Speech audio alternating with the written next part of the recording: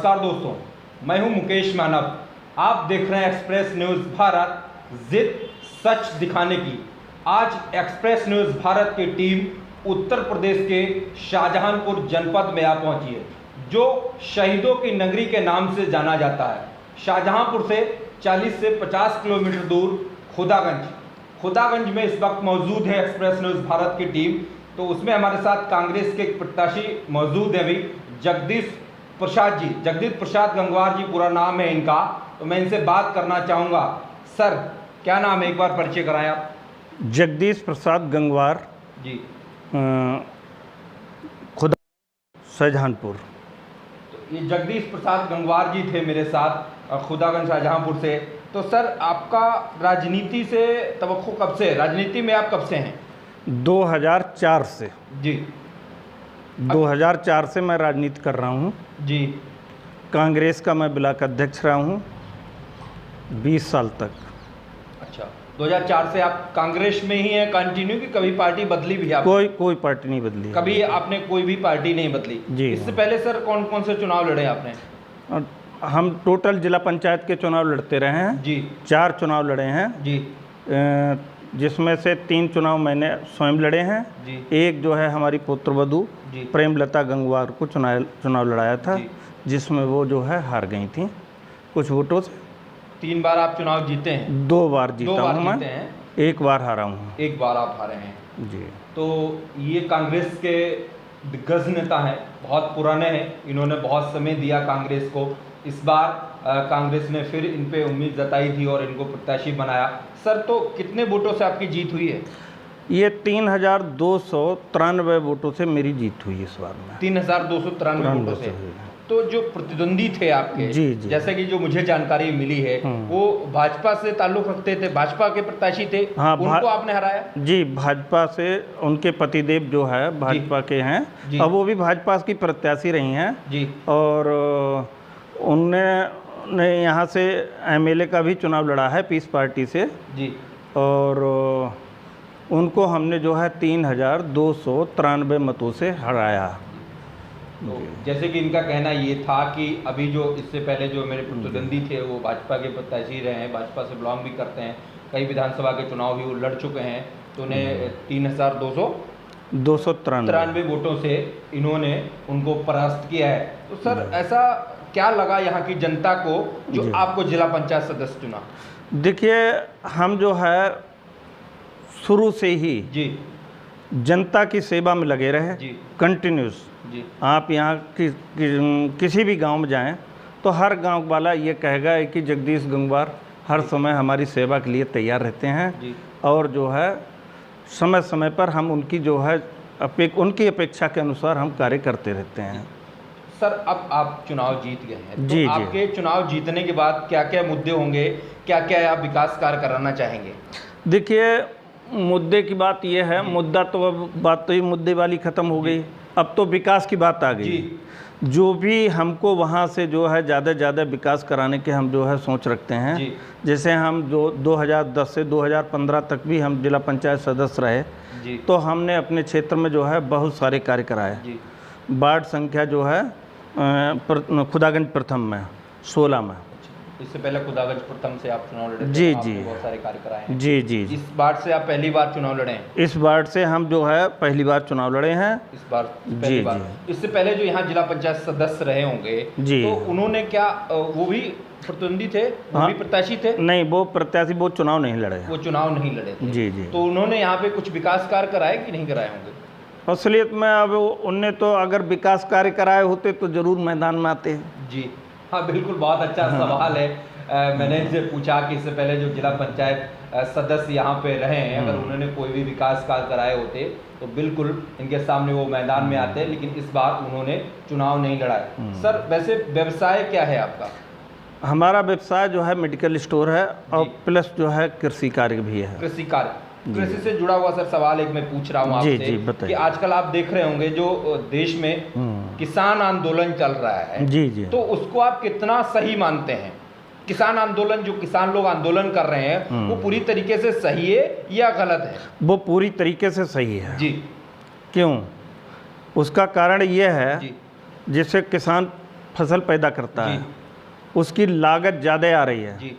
और गवर्नमेंट उसको रेट कम दे रही है। जी। रेट कम दे रही वो तो चलो कोई बात नहीं है, इसके बावजूद उसका ले तो ले कम से कम जी। ले ही नहीं पाती है। भाई 1500 में 1600 में गेहूं जा रहा है, जी। जबकि सरकारी रेट जो है 1938 है, जन कितना है। कोई बात हाँ। नहीं, जो भी रेट होगा 1900 के कुछ ऊपर रेट होगा। जी। तो जैसे कि सर भाजपा जो आरोप लगा रही है कि जो यहाँ किसान बैठे हैं ये पूरा का पूरा षड्यंत्र कांग्रेस का रचा हुआ है, कांग्रेस के सारे लोग यहाँ बैठे हुए हैं, इनमें से एक भी ऐसा किसान यहाँ नहीं है जो खेती करता हो। देखिए ये उनकी गलत सोच है। जी।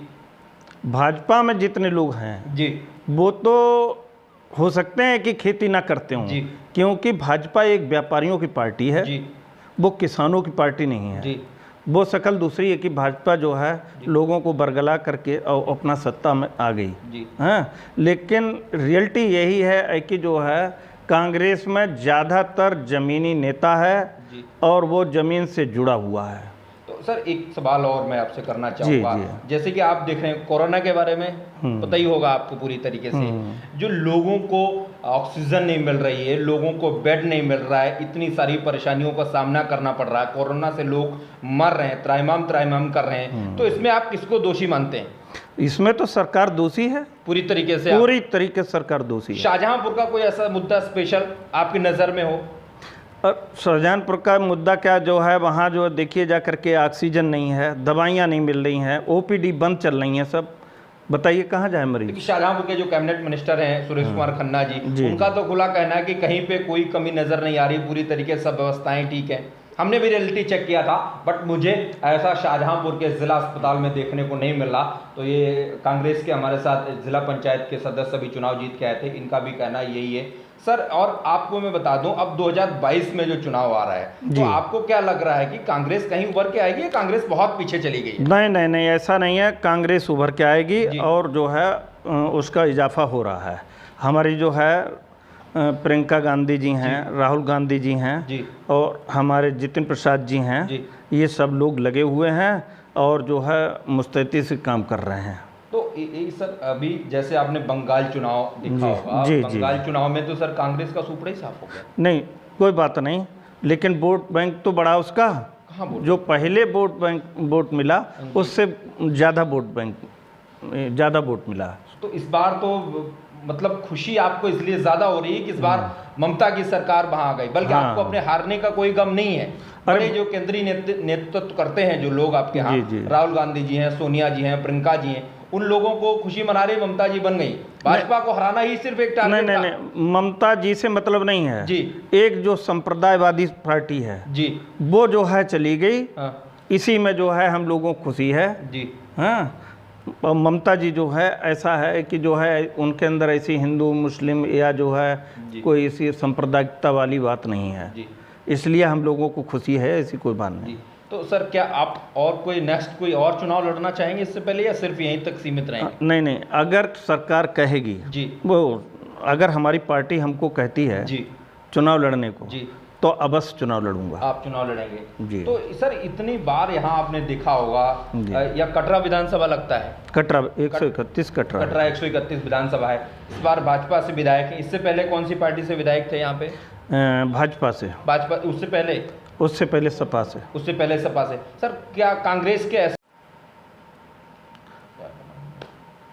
सर एक सवाल मेरा आपसे ये है कि आपने देखा होगा, इससे पहले आपने बताया कि यहाँ पे सपा के प्रत्याशी थे, उनका झंडा लहराया, उन्होंने चुनाव जीता। इसके बाद अभी भाजपा वीर विक्रम सिंह है यहाँ से, प्रिंस जिनको बोलते हैं। अब आप क्या कांग्रेस का कोई ऐसा मजबूत दावेदार नहीं है कि जो यहाँ पे आपकी कटरा विधानसभा में विधायक चुना जाए? और मैं चाहता हूँ कि यहाँ से मैं जब खुदागंज से चला थोड़ी दूर तक मुझे रोड थोड़ी ठीक लगी एक बार, और इससे पहले जब चुनाव हुआ था पिछली बार पंचायत का, तब भी मैं आया था, तब भी मुझे रास्ता बहुत खराब नजर आया। तो क्या इस पे कभी कोई विकास कार्य करने का कोई किसी भाजपा के या सपा के किसी नेता की कोई नज़र नहीं पड़ी, या आपने कोई कांग्रेस का ऐसा मजबूत प्रत्याशी यहाँ से नहीं दिया जो आपके इस रास्ते को ठीक करा सके? देखिए ये कुछ परिस्थितियाँ रहीं जी। ये रोड जो है कांग्रेस का ही बनवाया हुआ है, कटरा खुदागंज, कटरा से खुदागंज। हाँ, और जब से कांग्रेस सत्ता से बाहर हो गई, लगभग हमारे ख्याल से 30-32 साल हो गए जी, तब से कोई कार्य तो यहाँ हुआ नहीं है जी। और इससे पहले जितने भी कार्य यहाँ किए गए हैं, सड़कें बनवाई गई हैं और भी हैं जो कुछ, वो सब कांग्रेस की देन है। कांग्रेस ने सारी सड़कें बनवाई हैं और जो है अब जो जर्जर हो गई हैं उनकी मरम्मत भी आने वाली सरकारें नहीं करा पा रही हैं। क्या लग रहा है आपको 2022 में आप चुनाव जीत के सरकार बना पाएंगे? बिल्कुल जो है बनाएंगे। लेकिन जो रिजल्ट, जो नतीजे आ रहे हैं इधर उधर से, उससे तो सर कहीं बनता हुआ नजर नहीं आ रहा। अभी आपके यहाँ जिला पंचायत के कितने प्रत्याशी जीते होंगे कांग्रेस के? यहाँ से जी, यहाँ से तो 2 ही प्रत्याशी जीते हैं, लेकिन जी कुछ प्रत्याशी ऐसे भी हैं जो कि जो है 100 वोट से हार गए, कोई 20 वोट से हार गया, कोई 28 वोट से हार गया। कम से कम 10-12 प्रत्याशी ऐसे हैं। जी, तो जैसे कि आपने अभी आपके जिलाध्यक्ष जी जो रजनीश कुमार गुप्ता मुन्ना जी थे, उन्होंने आरोप लगाया था भाजपा पे कि पूरी तरीके से इन्होंने काउंटिंग में मतगणना जो हुई थी उस मतगणना में उन्होंने कहीं न कहीं गड़बड़ी कराई। क्या आपको कुछ ऐसा लग रहा है कि कहीं? हाँ, नहीं, हेरा फेरी तो हुई है, इसलिए आपके बहुत कम प्रत्याशी जीते हैं, या सिर्फ आप हार गए हैं इसलिए ये नहीं चाहते हैं? नहीं, देखिए हम तो जीत गए, चलो, और लोग हार गए, लेकिन मैं तो जीत गया। लेकिन इसके बावजूद भी मैं ये कहता हूँ कि हेरा फेरी हुई है। जी बिल्कुल। तो ये मेरे साथ जगदीश प्रसाद गंगवार जी थे, तो इनका कहना ये है कि इनके क्षेत्र में इनकी सरकार बनी है, जैसा मेरा प्रोग्राम है मेरा गांव मेरी सरकार, इनको जिला पंचायत चुना गया।